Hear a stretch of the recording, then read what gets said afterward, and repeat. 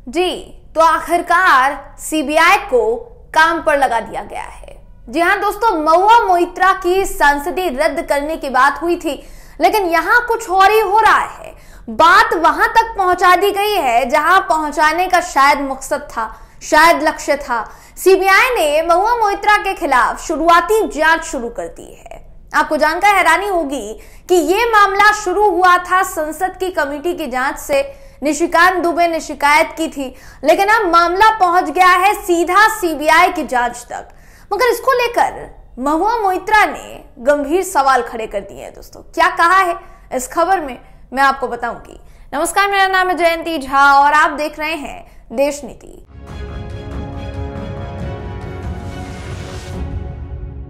देश नीति, केवल सच्ची और पक्की खबरें। महुआ मोइत्रा की मुश्किलें बढ़ने की पूरी कोशिश जो है वो जारी है। इससे पहले तक महुआ मोइत्रा के खिलाफ सीबीआई की जांच होगी दोस्तों या फिर नहीं, इसका संशय जो है वो बरकरार था। मगर सीबीआई एक्टिव हो गई है। अब बात यह है कि सिर्फ शिकायत के आधार पर जो है यहां पर सारा मामला हो रहा है। भाजपा के सांसद निशिकांत दुबे ने महुआ मोइत्रा के खिलाफ लोकपाल में शिकायत दर्ज कराई थी। उन्होंने टीएमसी सांसद पर संसद में सवाल पूछने के बदले पैसे लेने का आरोप लगाया था दोस्तों, जितना आपको याद होगा। आगे और जानकारी मैं आपको दूंगी दोबारा। इतना ही नहीं, उन्होंने महुआ मोइत्रा पर आर्थिक लाभ के लिए राष्ट्रीय सुरक्षा के साथ खिलवाड़ करने का भी आरोप लगाया था। इस पर अब एक्शन लिया जा रहा है, जबकि महुआ मोइत्रा ने पलटवार किया है और कहा है कि महुआ मोइत्रा ने साफ सीधे तौर पर कहा है कि ना तो लोकपाल ने कानून के तहत अपनी वेबसाइट पर मामले से जुड़ा कोई आदेश अपलोड किया है और ना ही सीबीआई ने आधिकारिक रूप से मुझे कुछ बताया है। तो महुआ आगे लिखती है कि उम्मीद है मुझे कि निशाना बनाने पर, मुझे तो निशाना बना लिया, लेकिन उससे पहले 13,000 करोड़ रुपए का अडानी कोयला घोटाला सीबीआई उसकी जांच जरूर करेगी। यानी महुआ मोइत्रा साफ साफ कह रही है कि जानबूझकर उनके खिलाफ किया जा रहा है। हालांकि अब होगा ये कि महुआ से पूछताछ तो हो सकती है दोस्तों, मगर सीबीआई ना तो उन्हें गिरफ्तार कर सकती है और ना ही तलाशी ले सकती है। अगर ऐसा होता है तो आप ये समझिए कानून के खिलाफ होगा और जो चाहते हैं लोग वो हो जाएगा। सिर्फ इंफॉर्मेशन वो मांग सकती है, उससे आगे वो नहीं बढ़ सकती। सवाल ये कि क्या यही जांच देश के बड़े उद्योगपति की होगी?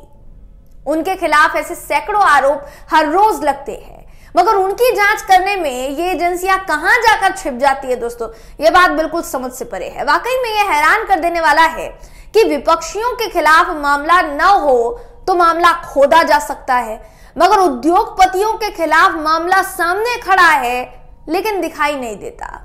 अगर यहां महुआ के खिलाफ इस केस की बात की जाए तो महुआ मोइत्रा पर यह भी आरोप है कि उन्होंने अपनी संसद की आईडी और पासवर्ड बिजनेसमैन हीरा नंदानी को दिया था। यह आरोप लगने के बाद लोकसभा की एथिक्स कमेटी के पास इस मामले को भेजा जाता है। एथिक्स कमेटी कहती है कि महुआ को बुलाया जाए, महुआ से पूछताछ की जाती है। तब महुआ मोइत्रा ने कमेटी पर आरोप लगाए थे दोस्तों, बहुत गंभीर आरोप लगाए थे कि उनसे निजी सवाल पूछे गए। एथिक्स कमेटी ने मामले की जांच पर अपनी रिपोर्ट 10 नवंबर को लोकसभा अध्यक्ष को भेज दी।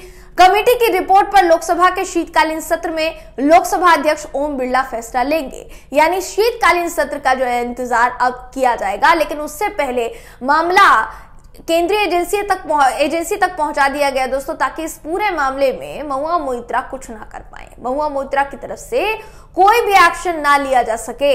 क्योंकि आप समझ रहे हैं इस बात को कि सांसदी जो है वो रद्द होने के बाद कहीं ना कहीं महुआ मोइत्रा क्योंकि बहुत सारे खुलासे कर सकती हैं।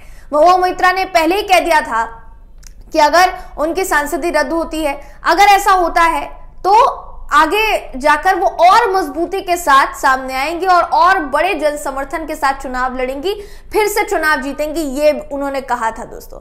मगर अभी आप देख सकते हैं कि उनकी जो सांसदी है वो रद्द होने के बिल्कुल कगार पर है, क्योंकि उस कगार पर पहुंचा दिया गया है पूरा मामला। लेकिन वहीं दूसरी तरफ इस पूरे मामले में सीबीआई की एंट्री होना, ये आप कहीं ना कहीं समझ सकते हैं मामले को लंबा खींचने की कोशिश है और वहां तक खींचने की कोशिश है जहां तक शायद विपक्ष ने ये ना अनुभव किया हो।